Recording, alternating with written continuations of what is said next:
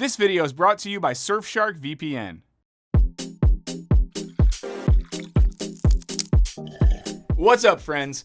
Michael here to ask, what could you accomplish if you were productive 24/7? Well, the latest episode of Rick and Morty poses this question with disturbing implications. But is there anything deeper going on when Morty forces his night self to crunch his way to an 8-pack? Let's find out in this Wisecrack Quick Take on Rick and Morty Season 6, Episode 4, Are We Already Night People? But before we get into it, I want to tell you about this video sponsor, Surfshark VPN. Surfshark VPN keeps your data secure everywhere you go on the internet, thanks to their secure protocols and uncrackable encryption. Something I love about using Surfshark is the way it keeps my location completely private, which is a major advantage when buying things like plane tickets, because if a website doesn't know where I am, they can't gouge the prices based on what they think I can afford, which is not a lot. All I have to do is connect my secure Surfshark VPN to other VPNs around the world until I track down the best price. And speaking of the world, these connections also make it easy to watch all the content that hasn't been released in your country yet. All your favorite devices are included in a single subscription, including your laptop, Android, Amazon Fire Stick, PlayStation, and more. Plus, you can still use your favorite apps like Chrome and Firefox.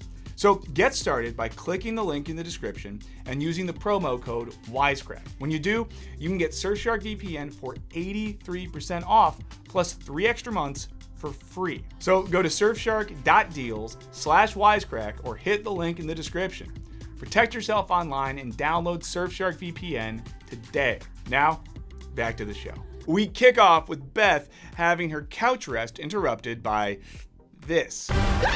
What are you doing? We quickly learn that he's harnessed the power of his night self, with the help of some space technology, to be productive while everyone else sleeps. Before I go to bed, I type a list of I want to get done. Then the somnambulator programs my unconscious body, or night person, to do it while I sleep. The family soon follows suit. Only Jerry, sweet, dumb Jerry, seems to be missing out on the self-improvement trend, instead choosing to treat his night self as a new pen pal. I also like Tori Amos. Hope you like our new pajamas. What is the sun? Jerry, this isn't how you're supposed to use a night person. But the rest of the family is pursuing something that's all too common nowadays: self-optimization. As journalist Alexandra Schwartz points out, the idea of self-help has evolved significantly since the mid-aughts. We've shifted from the positive ideation encouraged by then bestseller The Secret to a laser focus on improving the self in quantifiable ways. She writes, "It's no longer enough to imagine our way to a better state of body or mind. We must now chart our progress, count our steps, log our sleep rhythms, tweak our diets, record our negative thoughts, then analyze the data, recalibrate, and repeat."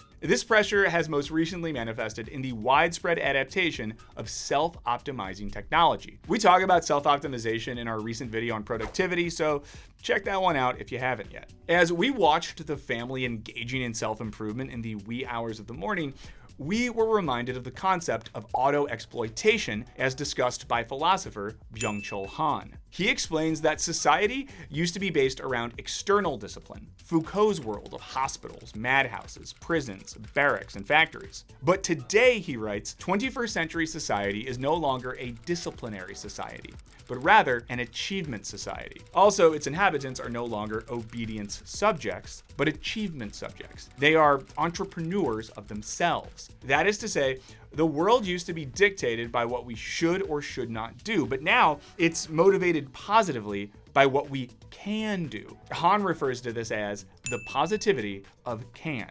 So rather than being pushed to improve by your boss or teachers or government, you're pushed by yourself. Put differently, the boss lives inside your head now. Paradoxically, he argues, this creates a real loss of personal autonomy. Under auto-exploitation, we become prisoners of our own desire to succeed. We see the Smiths engaged in literal auto-exploitation. Self-discipline becomes the name of the game, and the Night Smiths are forced to endure the labor of their day selves' desire for improvement. Obviously, this doesn't lead anywhere good. But what's the effect of this phenomenon in real life? According to Han, It's bad. He writes that in the Achievement Society, we're put in a condition of compulsive freedom. That is, to the free constraint of maximizing achievement. Excess work and performance escalate into auto-exploitation. As a result, he writes, one exploits oneself. It means that exploitation is possible even without domination. If you used to be able to blame your boss for how hard you were forced to work, you can now pretty much blame yourself. And an increasingly precarious economy that necessitates such hard work in the first place. The result of this self-monitoring is, as Han explains, that the achievement subject finds itself fighting with itself. We see this manifest in the episode as the tensions between the day and night people escalate. Night Summer imprisons the Day family, forcing them to partake in the same self-optimizing behavior they foisted on their night selves. Also, if anyone's watching this and you're thinking about the Nightman, Dayman thing from Always Sunny, I am too. Maybe we'll put a quick clip right here. Dayman, fighter of the Nightman. Classic television. The characters are torn between their two selves, each of whom wants to use the other to optimize and improve for their own benefit. Self-optimization has clearly turned them into their own worst enemies. But the one exception is Jerry, who from the get-go treated his night self very differently. Rather than programming him to do thankless acts of self-optimization, Jerry turned his alternate self into a new pen pal. They shared kind words, explored the big questions, and generally exchanged thoughts about their different experiences. Wait until night Jerry reads about this. Jerry addressed his night self with compassion and curiosity, viewing him as a human being rather than as a vehicle for achieving self-improvement. Night Jerry said Night Summer would appreciate it if everybody could rinse off their plates after eating. As a result, Jerry is the only night person who extends an olive branch to the family. Anything to help Day Jerry's family. Because he's the only one not at war with himself, he comes closest to facilitating peace. But of course, this is Rick and Morty, so Rick's stubbornness ruins all of that. We can end all of this right now if you agree to rinse your dishes. What do you say, Rick?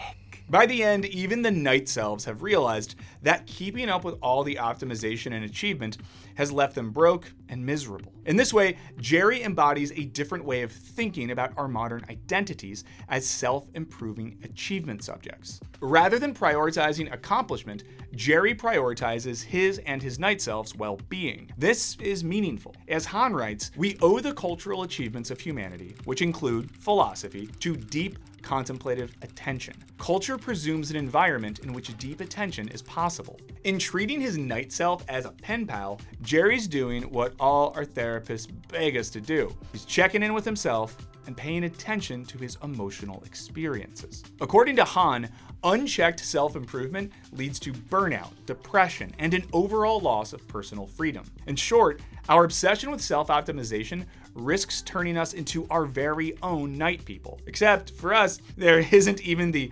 blissful ignorance of not knowing our night people, as we're the same ones who have to stay up late to make sure we're optimizing our lives and achieving more than those around us. Oh, what a world we live in, friends. This is why it's encouraging to see Jerry's mentality increasingly being reflected in our broader culture. Recently, phenomena like quiet quitting see a growing number of people pushing back against the expectations of our hyper-productive society. Expectations that are making us push ourselves harder than ever before and still feel like we're not accomplishing nearly enough. Although, of course, quiet quitting basically just boils down to just doing your job, but in a normal way. So it's kind of like, let's go back to the old school exploitation of hiding from our boss's DMs instead of the auto exploitation of checking our email at 2 a.m.